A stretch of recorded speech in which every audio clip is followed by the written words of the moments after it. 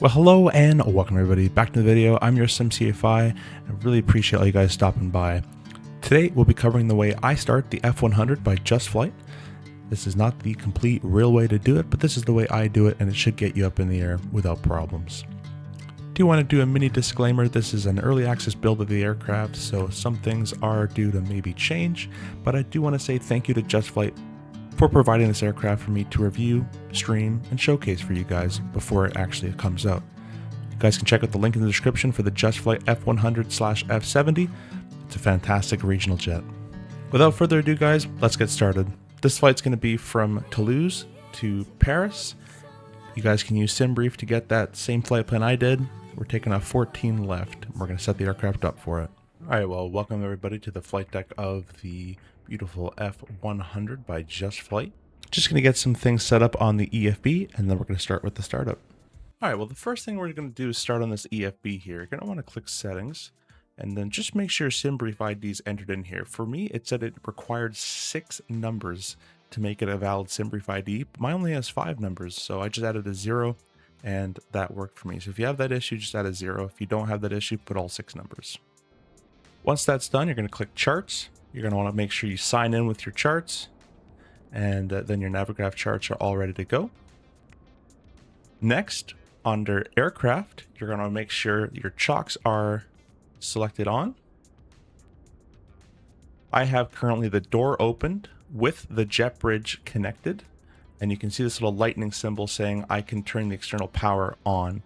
This isn't meaning it's going to connect the external power. This is actually meaning it's going to turn the external power on in the actual airplane for you. We're not going to click this just yet. However, I am going to import my SimBrief flight plan, and that's for payload. I have it set to, you see it says refueling instant, start refueling, and it'll do that immediately for us. We'll click this button here for boarding, instant via jetway, start boarding. Boarding is complete. There we go. Fueling's been done as well, so we're all good. We have our SimBrief weights, fuel and our SimBrief weight. It's as easy as that. All right, we'll cover a few safety items. Just want to verify that the gear is down, speed brakes are retracted, flaps are 0, thrust lever is idle, and the fuel cutoffs are shut off. Lastly, your landing gear manual deploy is down. That's the red handle right there. Alrighty, so let's go with the overhead panel. The first thing we're going to select is the battery switch.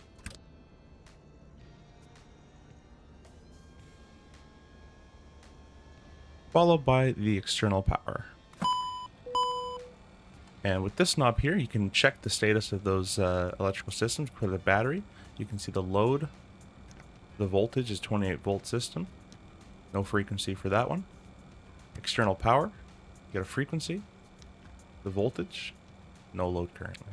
Alright, next let's get these screens online. So we'll bring the brightness knobs for each FMS online. Now we're going to come down here below the thrust levers and select our MFD brightnesses. Look at our PFD and navigation screen brightness up. Same on the FO side. Now I like to work this overhead panel from top to bottom, left to right. So starting at the top left here, you have your avionics. Everything is set the way we like it. Flight augmentation we'll leave alone. Hydraulics for the time being. I'm going to turn on my electric hydraulic pumps just to test them.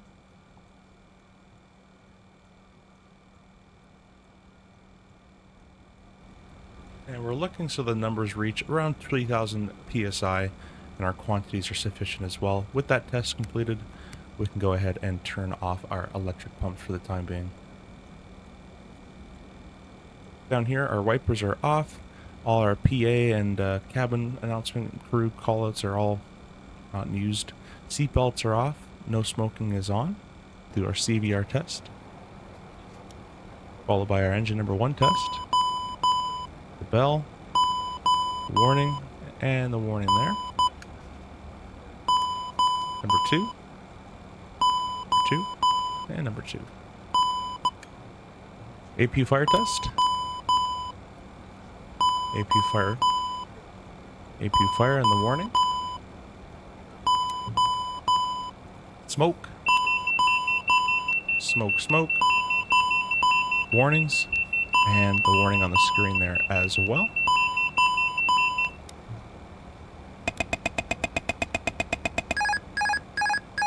Light and sound test there. Anti-skid. GPWS. Glide slope. Just a soft press. Pull up. Terrain, terrain. Pull up. And that is the test complete. Moving on down. Our electrical panel is set for the time being. Anti-ice is set for the time being. External lights, we can select our nav and logo on. And we'll leave it at that. At the top here, we can select our IRSs to nav. Click out and nav. Left click and nav. Well, there, everything's been tested. Our fuel panel is set the way we like it currently. We are loaded with our fuel in pounds. Our engine start section is all set properly at the time being. Our pressurization will set to our landing altitude. Paris is 390 feet, so we'll just set 400. This is in thousands of feet, so that would be 1,000. That would be 500, so I'll do a little bit off of 500. Alright, top right of the overhead panel, the APU fire has been tested. Air conditioning is set the way we need it currently. And the probe heats and the window heats are off. We can select the window heats on for the time being. Down here, the wiper is off. APU is off. Emergency lights can go to armed. That completes your overhead panel setup for the time being. Alright, let's dive into this FMS. So, we're going to select Init. And you're going to type your company root if you want to use SimBrief. So in my case, it's LFPG, no slash. So in my case, it's LFBO, no slash, LFPG. We'll select top left corner, and it says SimBrief company root loaded. It loads your alternate as well, and your cruise altitude and your cost index. We'll press align IRS, and now we've been aligned. Gonna go to the next page, and this is very similar to the MD11 style of things, and you can either enter this manually or you can have the EFB import it for you. So let's go to the EFB, and we're going to select performance. We get our departure runway. We'll import from SimBrief. You can also manually change all these values if you'd like as well. Flaps auto, anti-ice is not required, the runway is dry, grabs the winds, grabs the QNH, and it's not going to force toga on. We'll select calculate. You can also press import live weather as well, which is kind of cool. And as you can see, it calculated here your V1, your rotate, your V2, the VT speed of 180. It'll be a flap 8 departure. It will be toga thrust. Gives you the trim setting, transition altitude, thrust reduction altitude, and acceleration height. And then your headwinds, tailwinds, and crosswinds. We'll press export weights, export to speeds, export toga flex. Now I'll show you how to do these all manually, but what we've just done, these three, the first one is the weights. You can see that on our weight page has been all loaded for you. Block fuel, the zero fuel weight, these two add up together to give you your takeoff gross weight, or at least an estimated takeoff gross weight, your estimated landing weight, and then your CG with your cruise altitude. So it's been entered all in for you. What else has been entered for you is if you click takeoff approach, you have your V speeds all set up, your flap retraction speeds, VT speed, which I believe was 180 is what they actually calculated, but that's fine. The only thing I noticed it doesn't change is your thrust reduction, so we'll change that. The iPad calculated 1500, so you can do 1500 on both right there. The last thing it changed was instead of toga or flex, it would change your engine rating setting. However, we are toga mode, so it stayed in toga. Now, if you want to change toga mode manually, you're going to come back here behind the throttles, or the thrust levers, I should say. And this is the switches here for it. Let's say you had a flex, and it was flex temp of 49 for some reason, you'd click the flex button. You'll notice it changes to flex, and we're currently set to 38 degrees right here. So we got to change that number. You change that number with this knob here.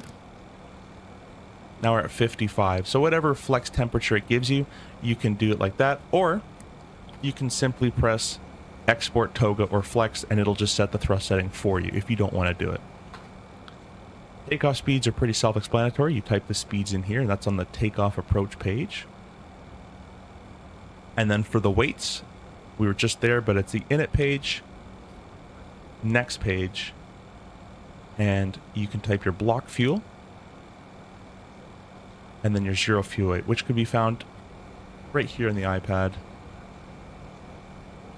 Under aircraft, you'll have zero fuel weight right there and total fuel weight right there.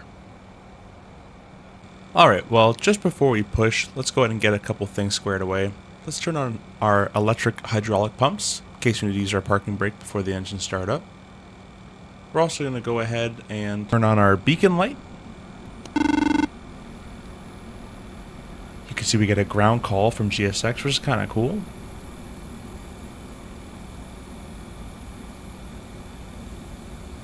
Fuel pumps, followed by our window heat on.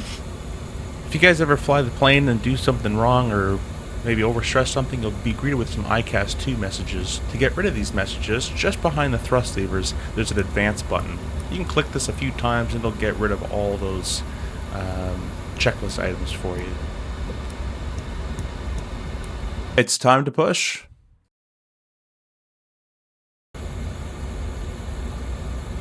Okay, so we've been successfully pushed back. We're going to go and start up our engines. Let's select our engine starter.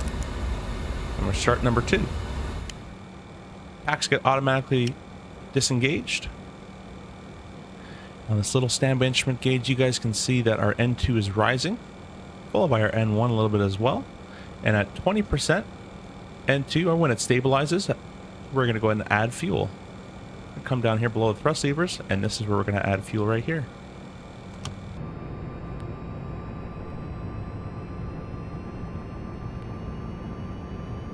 Successful start on number 2. Now we're time to start number 1.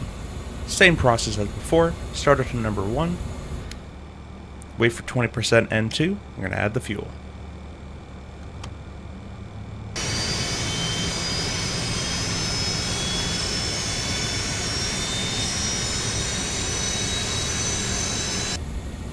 As you can see, our engines are all stabilized and the engine start sequence has been completed. Now we can do our after starts. So on the overhead panel, what we're going to go ahead and do is we're going to deselect our hydraulic electric pumps, and hydraulics remain on because of the engine pumps.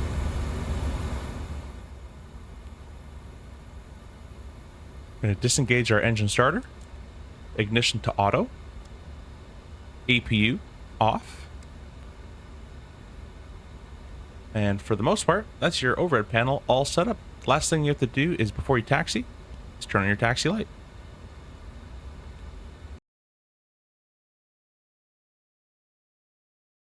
Working down here, we're going to go ahead and arm our lift dumping system. That's arming it for takeoff. And we're going to go and set our flap setting to the flap setting given to us by our performance numbers. It gave us flap 8, so we're just going to simply select it into flap 8. Next, we're going to set our trim. This can be set right here. We're going to find our value in the performance section as well. Trim of 3.2. So come over here, and we're going to set this little diamond just past the 3 mark there. Perfect.